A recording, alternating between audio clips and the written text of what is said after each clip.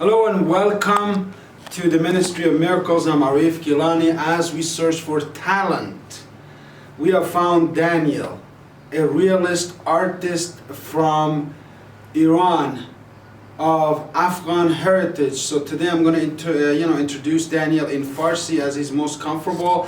I wanted to welcome you to August 3rd to meet Daniel in person.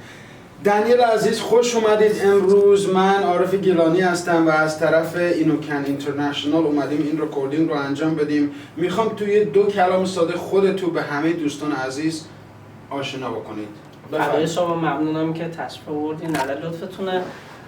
من دانیل هستم و کارم همین آرت. از بچگی شروع کردم و تا الان که اینجا هستم و متاسفانه موفق نشد، یعنی شرایطشو نداشتم از حد لحاظی که بتونم. صبر کنید من اینو یه کمی براتون درستش کنم. آقای دانیل، شما توی ایران، توی تهران آرت گالری خودتون رو داشتید؟ کم و بیش، یعنی که از طریق استادمون یا شرکت میکردیم. چند تا تابلو من میذاشتم و بقیه هنرجو توی نمایش‌های گروهی شرکت بله گروهی بیشتر شرکت میکردیم. بعد قبل از اینکه اینجا بیام آموزش میدادم برای یه سری هنرجو داشتم و خب اینجا که اومدم همه چیز خب استاپ شد. خب اینو شخصی درک میکنه که تو کار آرت یا هنره.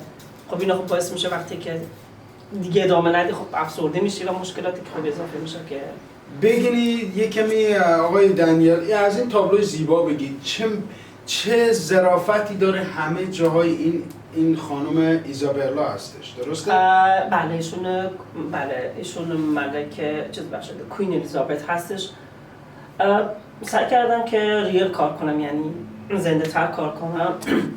ایشون از همون دودمان خود ملکه انگلیس هستش و چیزی که جالب کرد این تابلو رو بکشم اون قدرت یا اون عظمتش زمان خودش بود که هیچ خانومی یا هیچ بانوان قدرتی نداشتن.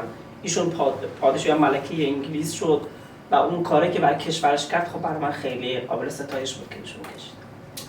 استایل نقاشی شما رو بهش چی میگن آقای دانیل؟ بهش میگن رئالیسم یا رئالیسم همون که مثلا زنده کار کردن یا مثلا نزدیک به این جدیدن که میگن نزدیک به عکس، ولی خب من میگم متفاوته. یه چیزی مثل همون کار کردن که یعنی چیزی که واقعیت ها رو میبینیم حالا یک کم و بیش حالا داره. ریالیسم رو از تاریخ نقاشی تا حالا آوردی توی تابلوهای خیلی جالبی. جیسس رو میبینم که روی صلیب هستش و ایزابل و این آخرین تابلو چی اینجا هستش؟ این فال حافظ هستش. این رال کار شده، یعنی زنده کار شده، به صورت زنده کار کردم. اینجا خب فال کتاب خود حافظ هست که قسمتش پاره شده و این همون گفتنی مشروب خودمونه که روش هست و این انگور و همون گلا. خب اینا خب نماد خودشو داره که حافظ مثلا زیاد اشاره میکنه به مشروب اینا و خب از لحاظ چی میگن ذهنی خب یه چیزی دیگه مد نظرشه و خب تو ایران خب اینا رو همه رو سانسور کردن میگن بده، ولی خب به نظر من چیزی دیگه هست. خب دانیل عزیز، چون وقتمون تموم شده توی این، من 3 آگوست همه دوستان رو دعوت میکنم که شما رو بیان از شخصا ببینن و اولین نمایشگاه دانیل رو در تورنتو در ماه سپتامبر داریم برگزار میکنیم. حرف آخری دارید برای دوستان؟